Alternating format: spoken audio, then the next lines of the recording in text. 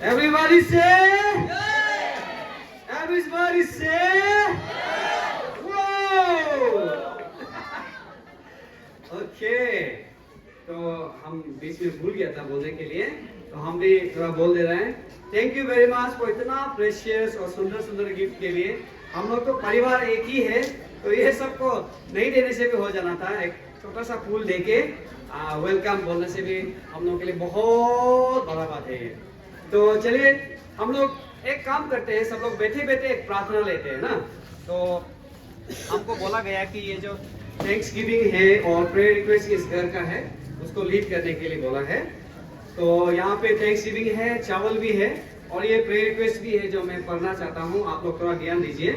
Thanks इस परिवार से दे रहा है हीलिंग के लिए। जैसे अभी बताया था, हम लोग का सिस्टर तना नाम थोड़ा ऑपरेशन करके अभी यहाँ आ ही नहीं पा रहा है, आने के लिए तो बहुत दिल है बोला है। तो उसके लिए हम लोग हीलिंग के लिए ना जल्दी प्रभु यीशु का उसका हीलिंग टच होके जल्दी चंगाई पाने के लिए हम लोग प्रार्थना कर देगा। और फॉरगिवनेस एक है, चाइल्ड प्रोटेक्शन के लिए भी हम लोग प्रार्थना करेगा, और हाउस कंस्ट्रक्शन सक्सेस के लिए और प्रोटेक्शन एंड ब्लेसिंग के लिए हम लोग तना संजीव सर का फैमिली के लिए, मैडम का हीलिंग के लिए, चिल्ड्रन के लिए हम लोग सब बैठ के प्रार्थना करेगा। चलिए सब लोग प्रार्थना करते हैं। Hallelujah hallelujah lord Jesus. प्रभु यीशु इस सुंदर समय के लिए प्रार्थना फिर से धन्यवाद के साथ देते हैं। और इस घर से प्रभु जो भी प्रेयर रिक्वेस्ट आया है प्रभु जानता है, जब धन्यवाद दे रहे हैं, किस कारण दे रहे हैं, क्यों दे रहे हैं प्रभु जानता है।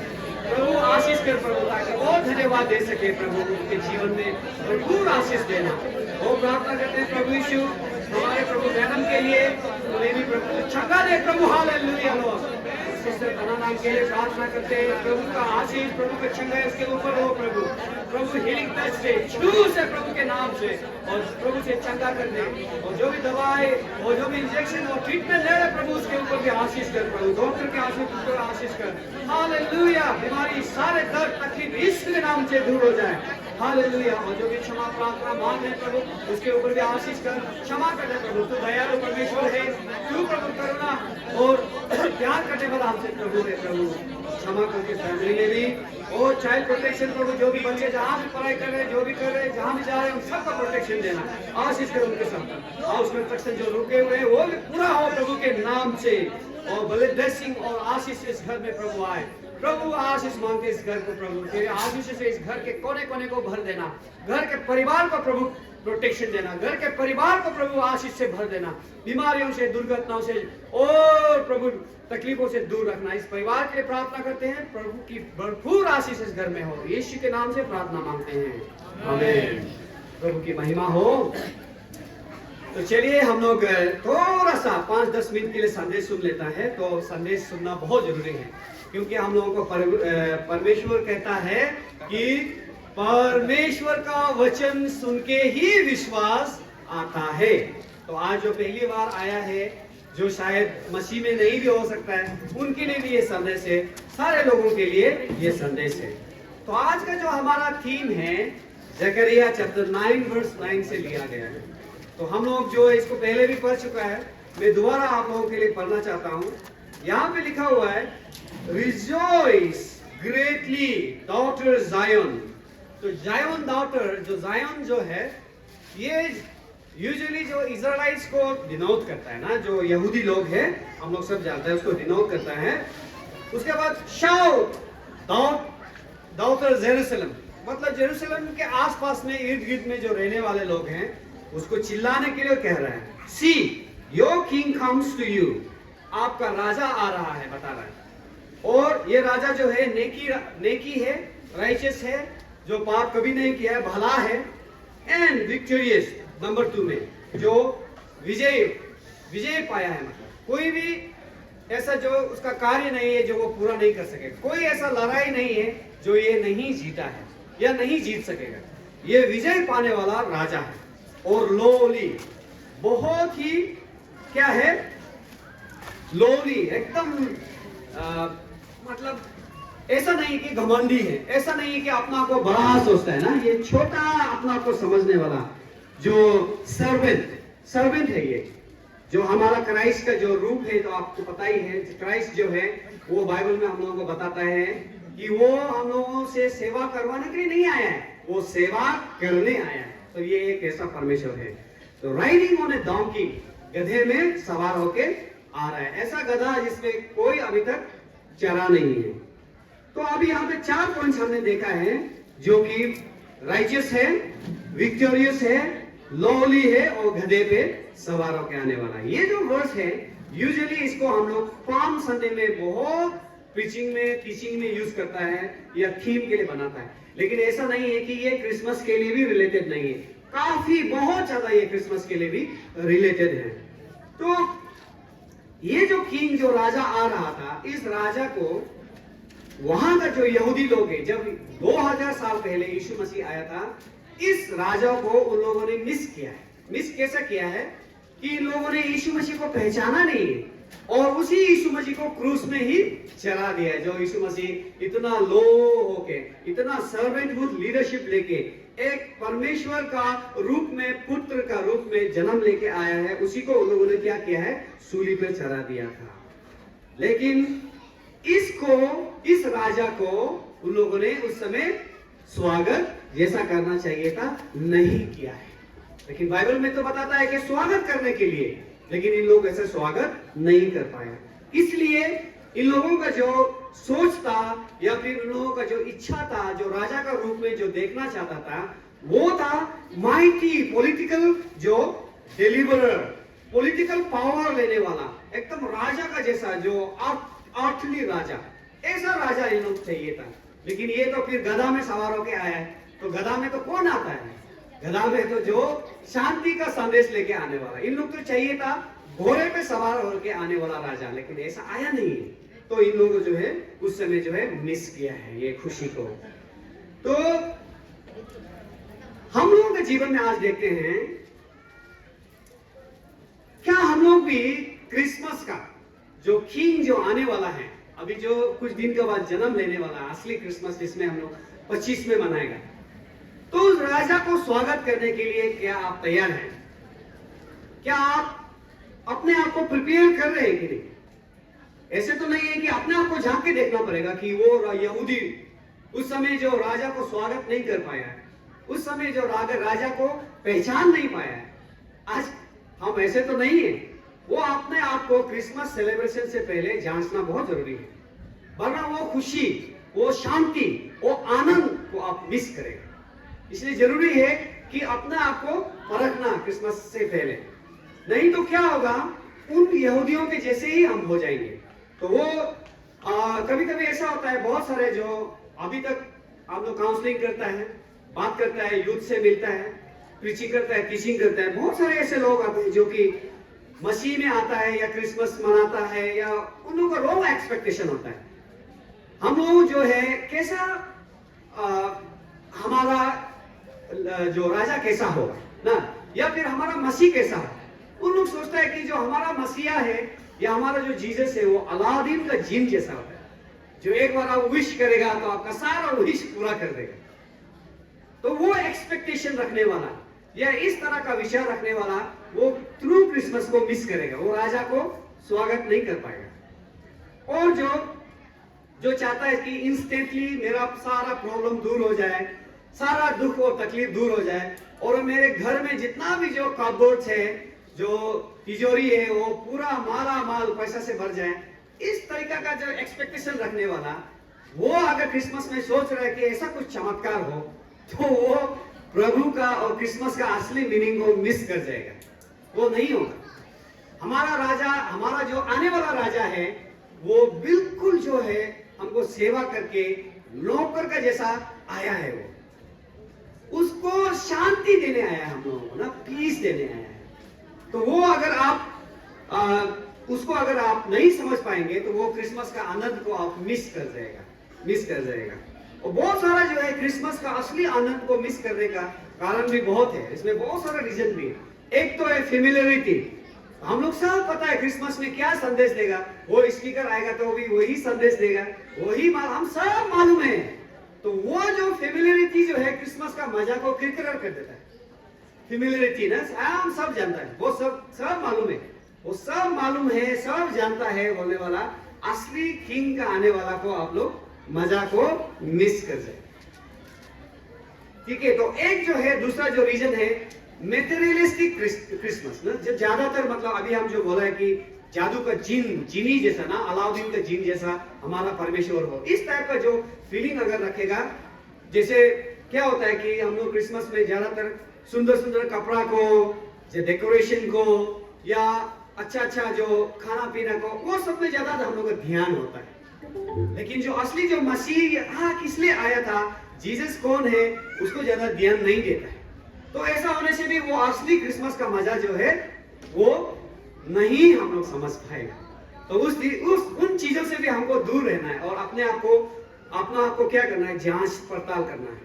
ये जरूरी है कि जांच पड़ताल हो ना क्रिसमस सेलिब्रेशन से पहले, कि हम सही में परमेश्वर जो आने वाला है, जो राजा, जो किंग आने वाला है, उसको हम सही से क्या रिसीव करने के लिए तैयार है कि नहीं, वो अपना आपको हम लोग देखना जरूरी है। अब जो राजा जो आने वाला था इस समय, ये जो है इस अगर बाइबल में आप जकरिया में पढ़ेंगे ना, तो ये दूसरा प्रिडिक्शन है। इससे पहले जकरिया एक राजा आने का प्रिडिक्शन करता है। वो राजा कौन था हम लोग को पता है, शायद आप लोगों को मालूम भी होगा। वो राजा था Alexander the great. Alexander the great को जकरिया ने इससे पहले प्रिडिक्शन किया कि ऐसा एक राजा आने वाला है जो कि बहुत ही क्रूर है, क्रूर राजा है, और वो क्या करेगा, लोगों को मारेगा, लोगों को बंदी बनाएगा, लड़कियों को बेचेगा, और लड़कों को, ये लड़की छोटे छोटे जो बच्चे हैं उनको क्या करेगा, स्लेव के लिए यूज करेगा। ऐसा प्रिडिक्शन किया था, और वो राजा आया भी था अलेक्जेंडर। वो यीशु मसीह से पहले 200 साल पहले का बात है ये, और ये प्रिडिक्शन बिल्कुल सही जो जकरिया ने बताया था, प्रिडिक्शन पूरा बिल्कुल पूरा हुआ है। वो किया भी है अलेक्जेंडर द ग्रेट आके, ऐसा तबाही मचाया है। और जो उसके बाद जो आने का जो संदेश था, जो यीशु मसीह का, वो फिर से एक राजा आने का जकरिया ने प्रोफेसी किया है। लेकिन ये राजा जो आने वाला था वो बिल्कुल अलग है। ये राजा आने वाला था शांति का पैगाम लेकर। अलेक्जेंडर द ग्रेट आया था, हॉर्स में आया था, लड़ाई, युद्ध, बंदी बनाने के लिए, मारने के लिए आया था, कब्जा करने के लिए। और सिर्फ वो अपना पावर और डोमिनियन को सिर्फ देखा है, कैसे लोगों को डोमिनेट कर सकेगा और कैसे वो जगह और कब्जा कर सके, उसमें ज्यादा ध्यान दिया। लेकिन जकरिया ने दूसरी बार जो प्रोफेसी किया है, वो प्रोफेसी था शांति का पैगाम लेके आने वाला। वो स्वर्गदूत ने जो भेजा था, शांति का राजा, राजकुमार को, उसको आने का वो प्रोफेसी किया था। जो लोगों ने, बहुत सारे लोगों ने उसको मिस किया है, क्योंकि इजराइल भी चाहता था कि कुछ अलेक्जेंडर जैसा एक राजा आए और रोमन सरकार को टैक्स करते, लेकिन ऐसा हुआ नहीं। हम लोग का जीवन में भी ऐसे चाहता है ना, कभी कभी बुरा होता है तो हम लोग का चीज में हम लोग सोचते हैं कि जल्द से जल्द कुछ हो जाए, चमत्कार करे प्रभु, और वो बुराइयों को, तकलीफों को तुरंत खत्म कर दे। लेकिन परमेश्वर का प्लान अलग होता है, वो अपना हिसाब से करता है। हम जो सोचते हैं ऐसा नहीं होता है। हमको पता है केरल में मैसेज ज्यादा सुनने के लिए बहुत बोर होता है, और ज्यादा अभी है भी नहीं, मैसेज जल्दी खत्म हो जाएगा। तो आज एक सवाल के साथ इस संदेश को खत्म करते हैं। आप लोगों को किस टाइप का सरकार पसंद है? अभी बहुत सारा इस संसार में सरकार चलाने वाला अपना अपना राज्य। जैसे अगर आप नॉर्थ कोरिया में जाएगा तो वहां डिक्टेटरशिप है, मिलिट्री रूल चलता है। म्यांमार में भी मिलिट्री चलता है। पहले डेमोक्रेसी था, डेमोक्रेसी को फिर मिलिट्री अभी ये कर गए।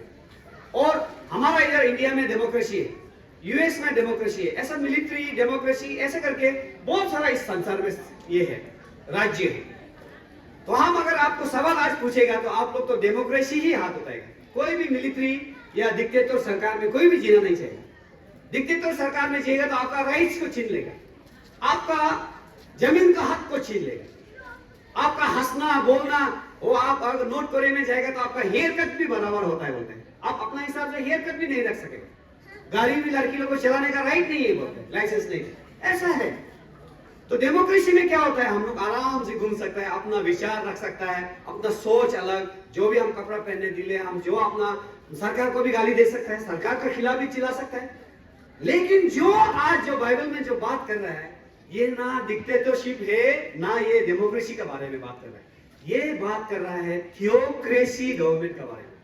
अगर आप जकरिया चैप्टर 9 वर्स 10 को पढ़ेगा। 9 हमारा थीम है, किंग इज कमिंग ना, लेकिन 10 को पढ़ने से आप समझ में आ जाएगा।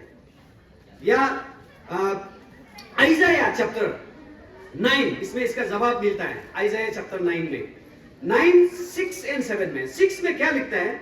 इसमें लिखता है कि For to us a child is born, हमारे लिए एक पुत्र दिया गया है, और वो पुत्र क्या होगा? Government shall be on his shoulders, सरकार उसका कांधे पे होगा बोला है, और he will be called wonderful counselor, इतना अच्छा काउंसलर है कि वो अगर अपना डिप्रेस होके आया है तो भी उसको वो चंगा कर देगा ना। अगर कहीं डिस्टर्बेंस है, कहीं अशांति है, तो वो बात करके शांति फैला देगा। ऐसा राजा आने वाला है बोल के बोला है। माइटी गॉड मतलब वो एकदम ताकतवर परमेश्वर है बोल के बोला है। एवरलास्टिंग फादर, एकदम कभी खत्म नहीं होने वाला ये फादर होगा। प्रिंस ऑफ पीस, शांति का दूत है बोल के उसका नाम को दिया है। यहाँ है उसका आंसर। हम लोगों को वो सरकार का, वो किंग का, वो राज्य के बारे में यहाँ बात कर रहा है। और जो किंगडम आने वाला है, ये वो किंगडम का बारे में बात कर रहा है जो कि स्थापित होगा। अभी तक वो हुआ नहीं है। किंग तो आया है, लेकिन उसका किंगडम राज्य जो है अभी तक नहीं बना है, बनना बाकी है। उसके लिए निरंतर हम लोगों को प्रार्थना करते रहना चाहिए। अब आगे लिखता है, देखो जो वर्स 7 में क्या लिखता है? Of the greatness of his government, उनका जो राज्य होगा, जो परमेश्वर का, उस यीशु मसीह का जो राज्य होगा, and the peace there will be no end, उस राज्य में शांति का कोई अंत नहीं होगा, चारों तरफ शांति होगा। हमारा देखो, आज अगर हम लोग कहें कि पूरा विश्व में शांति है, बोलने से विश्व शांति नहीं है। विश्व में हाहाकार मचा हुआ है। एक कंट्री एक दूसरे से लड़ने के लिए तैयार है। सबके पास में न्यूक्लियर हथियार होना चाहिए, ये हम लोग का सोच है। सब साथ में भयंकर से भयंकर हथियार होना चाहिए, ये सोच है। तो शांति जो है इस संसार में नहीं है। कोई भी एक तिगर दबा देगा तो वो बम जाके किसी में गिर जाएगा, बहुत खतरनाक है। तो वो चीज जो है, प्रभु बोला है कि यीशु मसीह बोल रहा है कि वो शांति को वो लेके आएगा, एक दूसरे को झगड़ा नहीं होगा देश। और आगे बोलता है कि he will reign on David's throne, David का थ्रोन को किसने यहाँ पे नाम लिया है बोलने से, उस समय डेविड जब राज्य कर रहा था तो उसका राज्य में पूरा शांति था। ना उसमें कोई छोटा था ना कोई बड़ा था, सब एक था, सब एंजॉय कर रहा था। इक्वलिटी, फ्रेटर्निटी जो भी है सब एंजॉय कर रहा था। अब आगे बोल रहे कि अपहोल्डिंग इट विद जस्टिस, न्याय करने वाला, राइटियसनेस, अच्छाई, from the time and forever, forever word को मार्क करना चाहिए, हमेशा के लिए वो रहेगा बोला है। The zeal of the Lord Almighty God will accomplish it. अब ये जो राज्य आने वाला है, इसको हमने एक वर्ड बोला था, आपको याद होगा, थियोक्रेसी। थियोक्रेसी का मतलब होता है परमेश्वर का राज्य चलाने वाला, परमेश्वर उसका राजा होगा, और परमेश्वर जो राज्य करेगा उसको थियोक्रेसी होता है। इस राज्य के बारे में परमेश्वर बात कर रहे हैं। अब उसके लिए हम लोग को निरंतर प्रार्थना करना चाहिए, और इसको कामयाब करने के लिए, इसको लागू करने के लिए zeal of the Lord will accomplish it बोला है। और परमेश्वर इसको निरंतर इसके ऊपर काम कर रहा है, वो नजर रखा हुआ है कैसे इसको वो स्टैब्लिश करेगा, कैसे इसको accomplish करेगा। वो राज्य भी एक ना एक दिन जरूर होगा, क्योंकि राजा आ चुका है, राजा आया था यीशु मसीह, और राजा आया है तो सरकार भी बनेगा ही बनेगा। हालेलुया। और हम लोगों को वही राज्य चाहिए। चलो यहाँ तक हम अपना बात को रखते हैं। थैंक यू वेरी मच आप लोगों को वंस अगेन अच्छे से सुनने के लिए और हम लोगों को इनवाइट करने के लिए। तो जाने से पहले हम लोग शायद क्रिसमस में मुलाकात भी नहीं होगा, तो हमेशा हमको भी परमेश्वर यूज करते रहता है। अपना चर्च में भी हम मनाने नहीं सकता है ना क्रिसमस, तो इस बार भी हमको बसार में इनवाइट किया है, तो पूरा फैमिली हम लोग बसार में चला जाएगा। आप लोग भी प्रार्थना में याद कर दीजिए। और फिर ये संदेश दिया था कि हमारा जो दोस्त, आज हम सोचा था रिंकू और दुरी ओप्पो को लेके आएगा। ओप्पो हमारा क्रिसमस का वो ये सेक्रेटरी चेयरमैन है, तो आज बच्चा का कल प्रोग्राम है कुछ, उसमें वो डेकोरेशन में उसमें वो काम कर रहा है ना, तो नहीं आ पाएगा, वेरी सॉरी, लेकिन याद किया है बोल के बता दो बोले। और रिंकू भी चर्च का सेक्रेटरी है, उसमें इन्वॉल्व है, और दूरी 0 चला गया नहीं है। तो ऐसे ऐसे करके हम लोग का अपना अपना जगह में एंगेज होने की वजह से हम सोचा था लेके आएगा, नहीं आ पाया है। सब लोगों ने आप लोगों को हैप्पी क्रिसमस बोला है। Thank you very much, God bless you.